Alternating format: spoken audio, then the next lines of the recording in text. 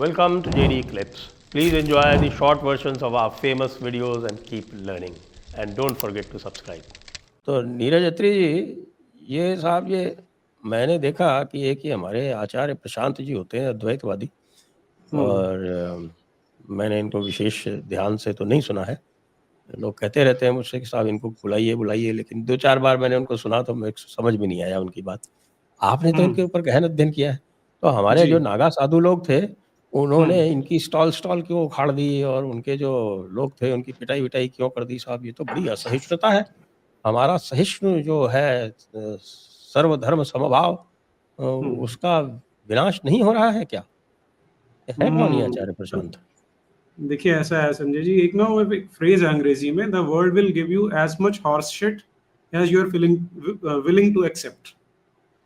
तो अब हम जितने ज्यादा सहिष्णु होते जाएंगे उतना ज्यादा हमारे ऊपर कचरा फेंकते जाएंगे। और जो नागा साधियों ने किया है ना, मैं आपको इंस्टांस बताता हूँ। पिछले महीने बैंगलोर में था मैं, तो वहाँ एक संत थे स्वामी वेद तत्वानंद जी, उनसे बात हो रही थी। तो मैं यही कह रहा था कि ये आचार्य प्रशांत जैसे जो लोग हैं जो सनातन का मुखौटा ओढ़ के और सनातन का ही विनाश कर रहे हैं, तो इनके बारे में हमारे संतों को कुछ कदम उठाना चाहिए। मेरा उनसे रिक्वेस्ट थी।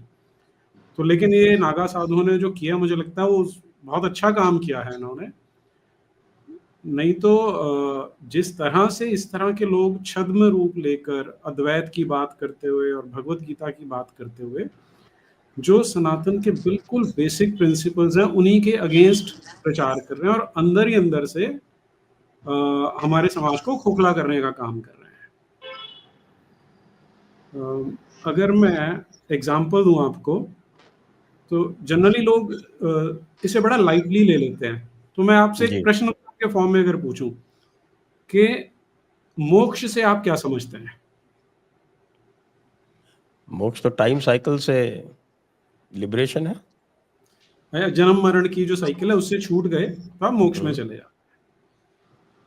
अच्छा, दूसरा, पुनर्जन्म का अर्थ ये होता है, जो मेरी समझ है, आप दोनों मुझसे इसमें ज्ञान वृद्ध हैं तो आप मुझे बताइएगा, कि हमारे शरीर में आत्मा होती है। जब शरीर का अंत होता है तो आत्मा निकल जाती है और फिर अपने कर्मों के अनुसार वो दूसरे शरीर में जाती है। बिल्कुल यही है। भी यही कहते हैं, हमारे सारा वेदांत यही बोलता है। लेकिन ये आदमी इन दोनों कोर कॉन्सेप्ट्स को, पुनर्जन्म को भी और मोक्ष को भी, दोनों को इतना ज्यादा डिस्टॉर्ट करके पेश कर रहा है कि मैं लिटरली शॉक्ड था कि इस आदमी की दुकान सनातन धर्म के नाम पे कैसे चल रही है इतनी देर से। अगर आप मुझे समय दें तो मैं आपको थोड़ा सा सुनाता हूँ ये क्या बोलता है। अगर दिखा सकते हैं क्या? हाँ, आप स्क्रीन शेयर करें, दिखा सकते हैं, दिखाएंगे 1 मिनट। उसमें कॉपीराइट का इशू ना आ जाए इसलिए मैंने कहा, लेकिन मैं दिखाता हूँ। नहीं, कॉपीराइट का इशू तो आएगा, बोल ही दीजिए, वही ठीक है। फिर मैं सुना देता हूँ केवल, है ना, सुना देता हूँ मैं, जो ये बोल रहे हैं हम सुन लेते हैं उसे। पहला तो बिल्कुल टेक्स्ट का एरर है जो मैं पहला बता रहा हूँ।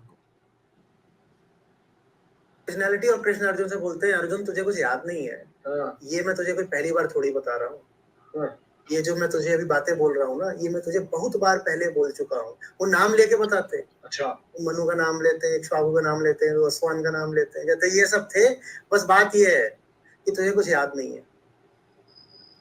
अब आई होप ऑडियो क्लियर था। हाँ, बिल्कुल क्लियर। अब देखिए, ये जो आदमी भगवत गीता के लेक्चर देता है, उसने क्या किया कि अर्जुन को कह रहा है कि ये मैं तुझे पहले भी सुना चुका हूं, जबकि भगवत गीता में कतई ये नहीं आता। चौथा अध्याय जब स्टार्ट होता है तो भगवान कृष्ण उसे बोलते हैं कि मैंने ये पहले सूर्य को दिया, फिर इक्ष्वाकु को दिया, फिर विवस्वान को दिया। ये तो इसका टेक्सचुअल और फैक्चुअल एरर आ गया। लेकिन उससे ज्यादा सीरियस बात जो है वो आगे आती है। इसका क्लेम क्या है कि जो पहला अध्याय जिसे हम विषाद योग कहते हैं, उसमें अर्जुन ने जो वर्ण संकर की बात की है, उससे पहले बहुत सारे श्लोक हैं, उसके आगे बहुत सारे श्लोक हैं जिनमें वो अपना विषाद सारा बता रहा है। आप दोनों ने ही पढ़ा हुआ होगा वो, मैं उसमें नहीं जाता। लेकिन ये उसे कैसे प्रेजेंट कर रहा है वो सुनिए जरा, कितना शॉकिंग है वो।